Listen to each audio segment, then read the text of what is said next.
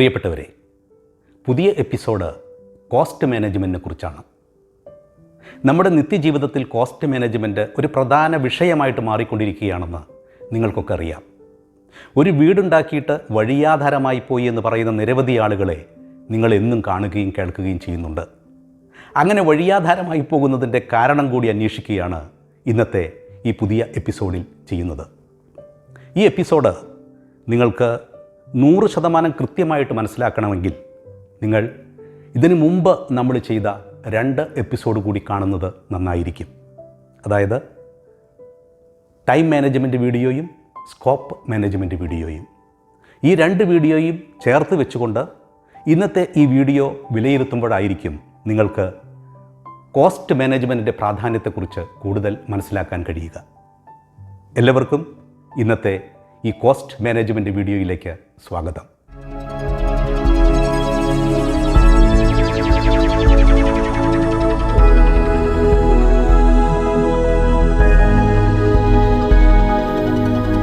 സുഹൃത്തുക്കളെ, ഞാൻ P.Manikandhan. നിങ്ങൾക്ക് ഇന്നത്തെ ഈ വീഡിയോ ഇഷ്ടപ്പെട്ടാൽ നിങ്ങൾ ഈ ചാനൽ സബ്സ്ക്രൈബ് ചെയ്യുകയും ലൈക്ക് ആൻഡ് ഷെയർ ചെയ്യുകയും ചെയ്യുമെന്ന് ഞാൻ വിശ്വസിക്കട്ടെ. കോസ്റ്റ് മാനേജ്മെൻറ്റിനെ കുറിച്ച് പ്രധാനമായിട്ട് 3 പ്രോസസ്സസാണ് ഞാനിന്നിവിടെ അവതരിപ്പിക്കുന്നത്. അതിൽ ഏറ്റവും ആദ്യത്തേത് കോസ്റ്റ് എസ്റ്റിമേറ്റിംഗ് പ്രോസസ്സാണ്. അതായത് WBS അനുസരിച്ച്, WBS എന്ന് പറഞ്ഞു കഴിഞ്ഞാൽ work breakdown structure. WBS അനുസരിച്ച് നിങ്ങൾക്ക് ലഭിച്ചിരിക്കുന്ന എല്ലാ ആക്ടിവിറ്റീസിൻ്റെയും കോസ്റ്റ് കണ്ടെത്തുകയാണ് ഈ പ്രോസസ്സിലൂടെ നിങ്ങൾ ചെയ്യുക. അതായത് cost for man power, cost for material and cost for machineries. ഈ കോസ്റ്റ് കണ്ടെത്തിക്കഴിഞ്ഞാൽ നിങ്ങൾക്ക് പറയാൻ പറ്റും നിങ്ങൾക്ക് എല്ലാ ആക്ടിവിറ്റീസിൻ്റെയും അല്ലെങ്കിൽ വർക്ക്സ് പാക്കേജിൻ്റെയും കോസ്റ്റ് കിട്ടിക്കഴിഞ്ഞുവെന്ന്. ഇനി ഇതിനോട് ബന്ധപ്പെട്ട് വരുന്ന അടുത്ത പ്രോസസ്സാണ് cost budgeting process. Cost budgeting പ്രോസസ്സിൽ നിങ്ങൾ ചെയ്യുന്നത് നിങ്ങൾക്ക് കിട്ടിയിട്ടുള്ള ഈ കോസ്റ്റുകളെല്ലാം സമ്മപ്പ് ചെയ്യുകയാണ്. അതായത് cost for man power, cost for machineries, cost for materials, ഇതെല്ലാം കൂടി സമ്മപ്പ് ചെയ്യുമ്പോൾ നിങ്ങൾക്ക് നിങ്ങളുടെ കോസ്റ്റ് ബഡ്ജറ്റ് ലഭിക്കും. ഈ കോസ്റ്റ് ബഡ്ജറ്റിനെയാണ് ബേസ് ലൈൻ കോസ്റ്റ് ബഡ്ജറ്റ് എന്ന് പറയുന്നത്. ഈ ബഡ്ജറ്റ് അനുസരിച്ചായിരിക്കും നിങ്ങൾ നിങ്ങളുടെ പ്രോജക്റ്റിന് തുടക്കം കുറിക്കുക. അതുകൊണ്ട് തന്നെ കോസ്റ്റ് ബഡ്ജറ്റ് അല്ലെങ്കിൽ ബേസ് ലൈൻ ബഡ്ജറ്റ് എന്ന് പറയുന്നത് വളരെ പ്രധാനപ്പെട്ട ഒരു ഫാക്ടറാണ് കോസ്റ്റ് പ്രോജക്റ്റ് മാനേജ്മെൻറ്റിൽ. ഇനി ഇതെല്ലാം എങ്ങനെ കണ്ടുപിടിക്കുമെന്ന് നമുക്ക് ഈ എപ്പിസോഡിൽ തന്നെ കുറച്ച് സമയത്തിന് ശേഷം ചർച്ച ചെയ്യാം. മൂന്നാമത്തെ പ്രോസസ്സായിട്ട് വരുന്നത് കോസ്റ്റ് കൺട്രോൾ പ്രോസസ്സാണ്. അതായത് നിങ്ങളുടെ പ്രോജക്റ്റുമായിട്ട് മുന്നോട്ട് പോകുമ്പോൾ ഉണ്ടാവുന്ന മാറ്റങ്ങൾ എങ്ങനെ അപ്ഡേറ്റ് ചെയ്യണമെന്നാണ് ഈ കൺട്രോൾ പ്രോസസ്സിങ്ങിലൂടെ നിങ്ങൾ അന്വേഷിക്കുക. അതായത് പ്രോജക്റ്റിൽ വരുന്ന വേരിയേഷൻസ്, പ്രോജക്റ്റിൽ വരുന്ന ചേഞ്ചസ്, അത് ഏത് രീതിയിൽ പ്രോജക്റ്റിൻ്റെ ബഡ്ജറ്റിനെ ബാധിക്കുന്നു, അല്ലെങ്കിൽ അത് ഏത് രീതിയിൽ പ്രോജക്റ്റിൻ്റെ സമയത്തെ ബാധിക്കുന്നു തുടങ്ങിയ കാര്യങ്ങൾ നിങ്ങൾ കോസ്റ്റ് കൺട്രോൾ വഴിയായിരിക്കും അപ്ഡേറ്റ് ചെയ്യുക. കോസ്റ്റ് കൺട്രോളും കോസ്റ്റ് മാനേജ്മെൻറ്റിൽ വളരെ പ്രധാനപ്പെട്ട ഒരു എലമെൻ്റാണ്. അപ്പോൾ 3 പ്രോസസ്സാണ് നമ്മളിപ്പോൾ ഇവിടെ പറഞ്ഞത്. ഒന്ന് കോസ്റ്റ് എസ്റ്റിമേറ്റിംഗ് പ്രോസസ്സ്, രണ്ടാമത്തത് കോസ്റ്റ് ബഡ്ജറ്റിംഗ് പ്രോസസ്സ്, മൂന്നാമത്തത് കോസ്റ്റ് കൺട്രോൾ പ്രോസസ്സ്. ഇനി ഈ പ്രോസസ്സ് നടത്താൻ അല്ലെങ്കിൽ ഫുൾഫിൽ ചെയ്യാൻ ആവശ്യമായിട്ടുള്ള ഇൻഫോർമേഷൻസ് എന്തൊക്കെയാണ് വേണ്ടത് എന്ന് നമുക്കൊന്ന് പരിശോധിക്കാം.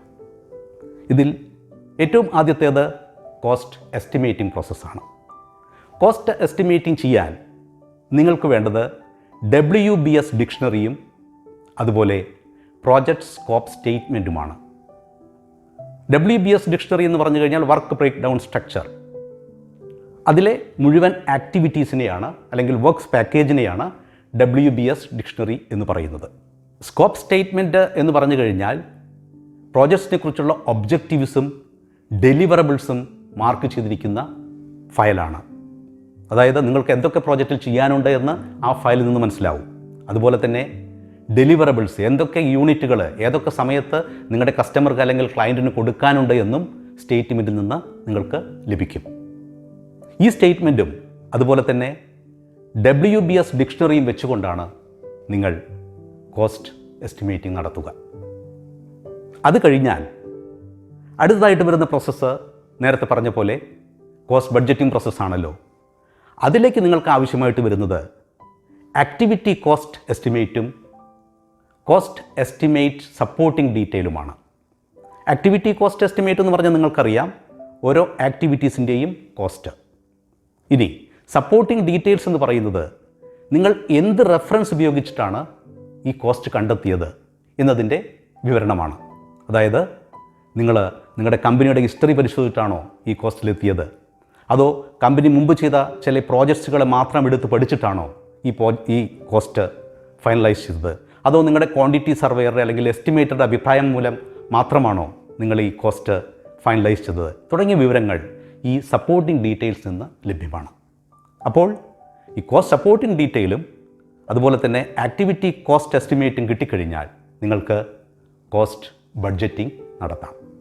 അപ്പോൾ കോസ്റ്റ് ബഡ്ജറ്റിങ്ങിനെ നിങ്ങൾ ഒന്ന് സമ്മറൈസ് ചെയ്യാൻ ശ്രമിക്കുകയാണെങ്കിൽ എന്തൊക്കെയാണ് കോസ്റ്റ് ബഡ്ജറ്റിങ്ങിൻ്റെ ഇൻപുട്ട് എന്ന് ചോദിച്ചു കഴിഞ്ഞാൽ നിങ്ങൾക്ക് പറയാൻ പറ്റും. ഒന്ന് വർക്ക് BS ഡിക്ഷണറിയാണ്, ഒന്ന് പ്രോജക്റ്റ് സ്കോപ്പ് സ്റ്റേറ്റ്മെൻ്റ് ആണ്, ഒന്ന് ആക്ടിവിറ്റി കോസ്റ്റ് എസ്റ്റിമേറ്റ് ആണ്, ഒന്ന് സപ്പോർട്ട് ഡീറ്റെയിൽ ആണ്. ഇതെല്ലാം കൊടുത്ത ഒരു ഇൻപുട്ടിലൂടെയാണ് നിങ്ങൾക്ക് കോസ്റ്റ് ബഡ്ജറ്റിംഗ് എന്ന ഔട്ട്പുട്ട് പുറത്ത് വരുന്നത്. മൂന്നാമതായിട്ട് വരുന്നത് കോസ്റ്റ് കൺട്രോൾ പ്രോസസ്സാണ്. ഈ കോസ്റ്റ് കൺട്രോൾ പ്രോസസ്സ് നടത്താൻ നിങ്ങൾക്ക് ആവശ്യമായിട്ട് വരുന്നത് പ്രോജക്റ്റ് റിവ്യൂ മീറ്റിംഗ്സ് ആണ്. അതായത് ആഴ്ചയിൽ ഒരിക്കലെങ്കിലും നിങ്ങളുടെ project team project review meeting നടത്തിയിരിക്കണം. എങ്കിൽ മാത്രമേ നിങ്ങൾക്ക് നിങ്ങളുടെ പ്രോജക്റ്റിൻ്റെ ബഡ്ജറ്റിനെ കുറിച്ചും പ്രോജക്റ്റിൻ്റെ സമയത്തെക്കുറിച്ചും കൃത്യമായിട്ടുള്ളൊരു ധാരണയുണ്ടാവുകയുള്ളൂ. അപ്പോഴാണ് നിങ്ങൾ അറിയുക നിങ്ങളുടെ പ്രോജക്റ്റ് ഓവർ ബഡ്ജറ്റിലാണോ പോയിക്കൊണ്ടിരിക്കുന്നത്, അതോ നിങ്ങളുടെ ടൈം ഡിലേ ആയിക്കൊണ്ട് ഇരിക്കുകയാണോ തുടങ്ങിയ കാര്യങ്ങൾ. അതുപ്രകാരമായിരിക്കും നിങ്ങളുടെ പ്രോജക്റ്റ് അപ്ഡേറ്റ് ചെയ്യുക. അപ്പോൾ ഓവർ ബഡ്ജറ്റ് പോവുകയാണെങ്കിൽ നിങ്ങൾക്ക് കോസ്റ്റ് കൺട്രോൾ വളരെ വളരെ പ്രധാനമാണ്. ഇനി ടൈം ഡിലേ ഉണ്ടെങ്കിൽ നിങ്ങൾ പ്രോജക്റ്റ് ആ രീതിയിൽ മാറ്റി അതിൻ്റെ ഗതി നിർണ്ണയിക്കണം. എങ്കിൽ മാത്രമേ പ്രോജക്റ്റ് നിങ്ങൾ ഉദ്ദേശിച്ച സമയത്ത് തീർക്കാൻ പറ്റൂ. അപ്പോൾ കോസ്റ്റ് കൺട്രോൾ എന്ന് പറയുന്നത് ഏറ്റവും പ്രധാനപ്പെട്ട ഒരു ഫാക്ടറാണ് എന്ന കാര്യത്തിൽ യാതൊരു സംശയവുമില്ല. കൃത്യമായിട്ട് കോസ്റ്റ് കൺട്രോൾ നടത്താത്തത് കൊണ്ടാണ് പല പ്രോജക്റ്റുകളും വളരെയധികം നീണ്ടുപോകുന്നതും ഒടുവിൽ നിശ്ചലമായിക്കൊണ്ട് മരിച്ചു വീഴുന്നതും.